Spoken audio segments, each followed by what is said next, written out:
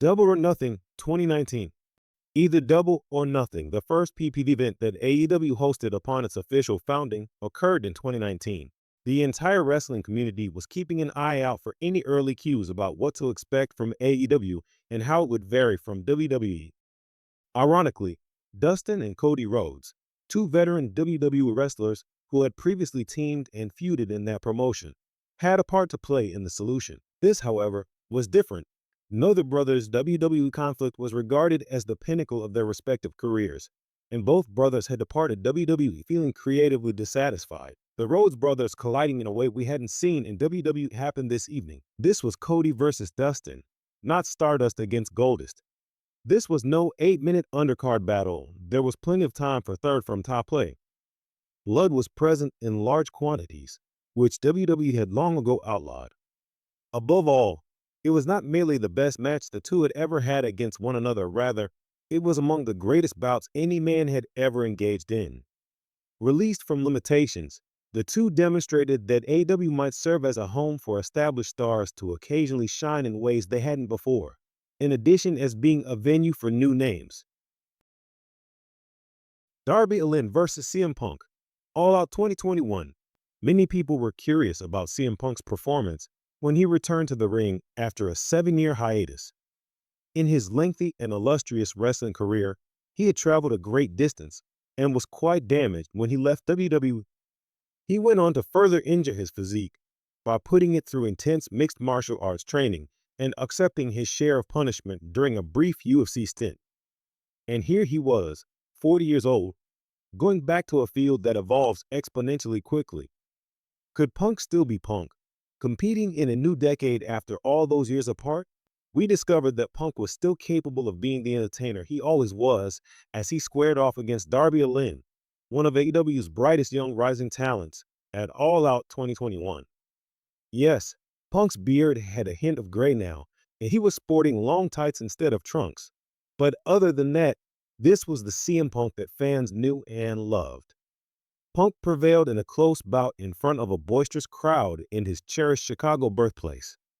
You can only make your comeback once, even though Punk would undoubtedly go on to have even stronger matches and solo performances as he got over his ring rust. Both guys here rose to the occasion. There was a unique mood and a great deal at risk. Stadium Stampede 2020. The Inner Circle versus the Elite and Matt Hardy. Double or Nothing. Every wrestling business was heavily hurt by COVID, but this was a crucial time for AEW, a big budget company that was only getting started. As I was looking for strategies to deal with the world changing, a fascinating possibility came up. Not only did the Khan family possess AEW, but they also had access to the Jacksonville Jaguars' home field. Since all large-scale events were prohibited, AEW was free to use it whatever they pleased. Stadium Stampede, a brand new match, was created. The Inner Circle of Chris Jericho, Santana, Ortiz, Sammy Guevara, and Jake Hager was on one side. Matt Hardy and the Elite, which included Adam Page, Kenny Omega, and the Young Bucks, were matched up against them. The game was taped in advance over several hours, and as a result, AEW added to the popularity of cinematic matches. There were too many weird moments in the contest to mention them all. Everything was used to maintain the football concept, including the goalposts, line markers, Gatorade, and uniforms. Matt Hardy was resurrected after drowning. A dang horse brought Adam Page in.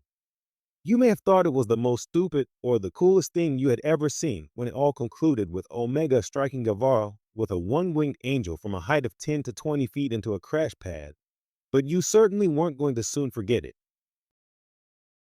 Kenny Omega versus Bryan Danielson, Grand Slam Dynamite 2021. Bryan Danielson jumped headfirst into his time at AEW.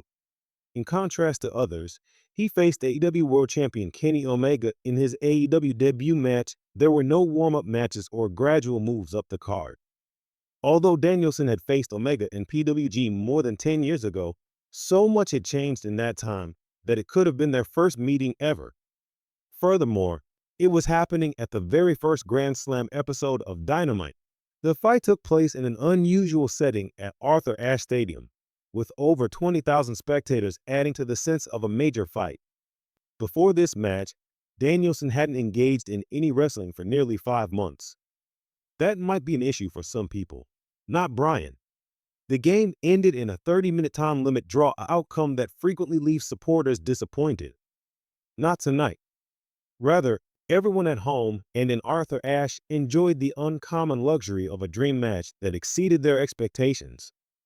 For 30 minutes, two of the greatest wrestlers in the world were in perfect harmony and performed amazing feats of wizardry. Adam Page versus Bryan Danielson. Winter is Coming Dynamite 2021. After a thrilling 30-minute draw with one of AEW's best talents, how do you proceed? You repeat the action in a match that is twice as long, except this time you wrestle someone you have actually never faced before.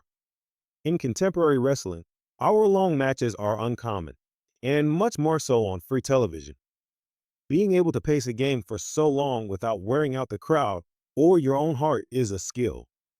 Throughout his career, Bryan Danielson has demonstrated his ability to rise to the occasion on several occasions. On this special Dynamite, Adam Page also demonstrated his ability to do so. In the next year, Bryan and Hangman would square off twice more in fantastic battles that, in contrast to this one, ended in conclusive fashion. However, we believe that this match, which wasn't just fantastic, but also managed an achievement that not every wrestler can achieve, will live on in the memories of the audience. Danielson saw it as just another opportunity to solidify his status as one of the world's best wrestlers. For Page, it was just him moving up one rung on a lengthy ladder to demonstrate that he was now just a top celebrity and not a rising one. Swerve in Our Glory versus the Acclaim. All Out 2022. In wrestling, careers frequently develop gradually as momentum builds. Occasionally, though, if you're fortunate enough, you may witness stars have a pivotal event that alters their entire life in a single night. One of those nights is what you saw if you watched All Out 2022. For the most part, because of their activities outside of the ring, the Acclaimed had been gaining momentum for months.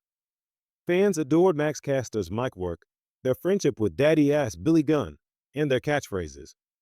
However, some people never stopped questioning their ability to compete with the best teams in the AEW. The Acclaim proved they could at All Out. Pay attention to the spectators. Although they are enjoying themselves during the first part of the match, they are cheering for Gunn and yelling catchphrases. However, the response shifts in the middle of one of AEW's best tag matches, one that simply kept getting better and better.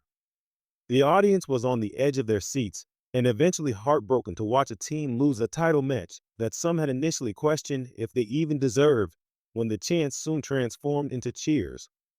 The Acclaim changed from being a team that supporters wanted to cheer for to one that they wanted to win in this one encounter.